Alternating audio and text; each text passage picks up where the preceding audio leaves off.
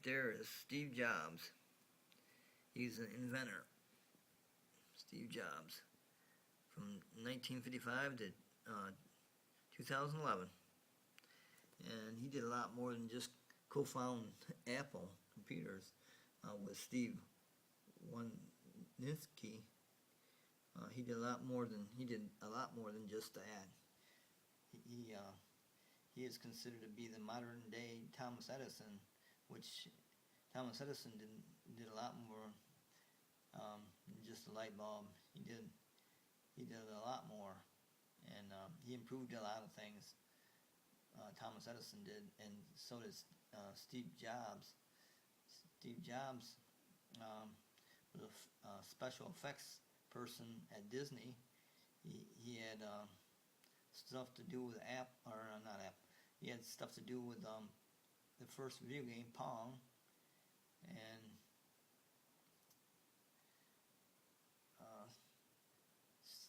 Steve Jobs was born a genius, and when he got to school, he was told he should skip a couple grades, and he only skipped one. But he's best known for Apple computers. But it's unfair to just have him just known for that, because he died of that kind of cancer right there.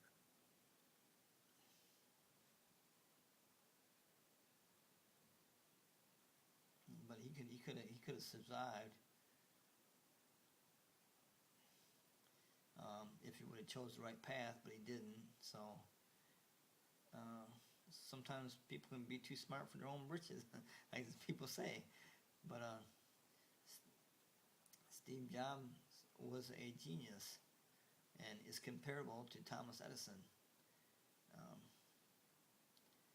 The reason they called it apples is because he worked in an apple picking field when he was a kid, so they just went with that, with apples from a tree, and called the computers Apple. And then they not only Apple computers, but the iPhone G, up to the iPhone 4, I think he was connected to. All the way to, I think he was connected to iPhone 4 and 5. But an iPhone is just a matter of making it better each step. So he was actually the genius behind the iPhone, period. But and then when it goes into steps, when the iPhone goes into steps, it's just a matter of adding more stuff that it can do, and have it do it better. That's you don't reinvent the iPhone each time they come out with a new version of the iPhone. But right here's Steve Jobs, and I didn't know all this until I started looking up things on Steve Jobs after his death. I'm going, wow, man, this guy was a great person. I mean, he was a genius. There's no doubt about it. This guy was a genius. See, there's Bill Gates.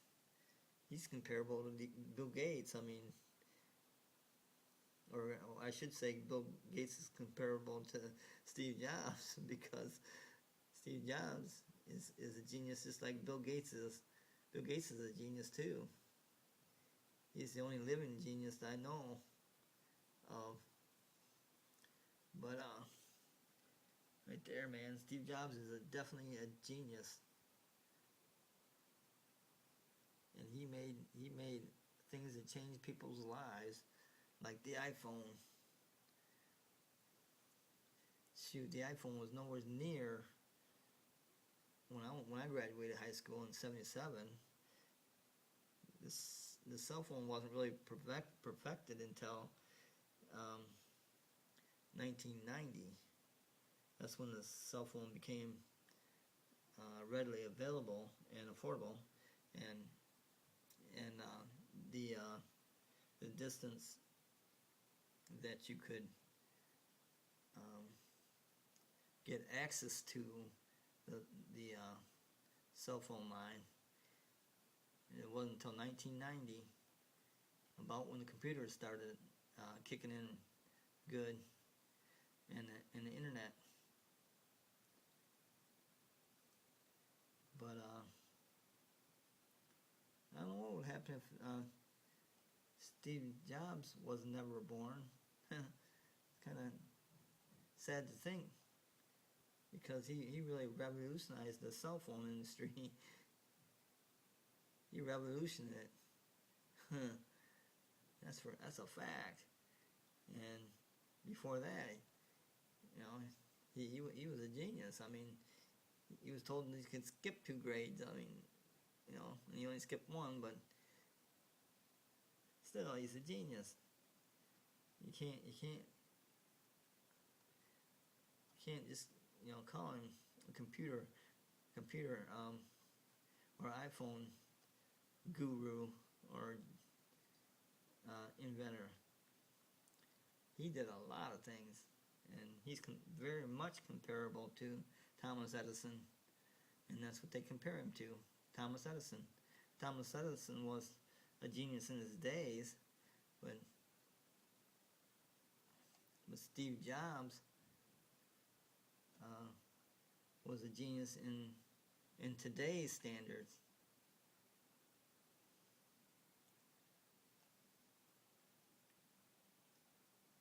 And it's too bad that he chose the wrong path for when he got cancer and he died.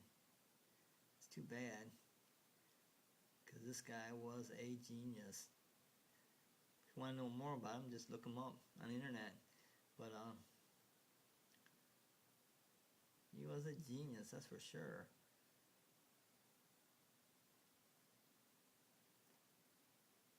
I'm sure Bill Gates knows all about Steve Jobs. And I know IBM does, because IBM hates him, because he took a lot of their business. IBM computers.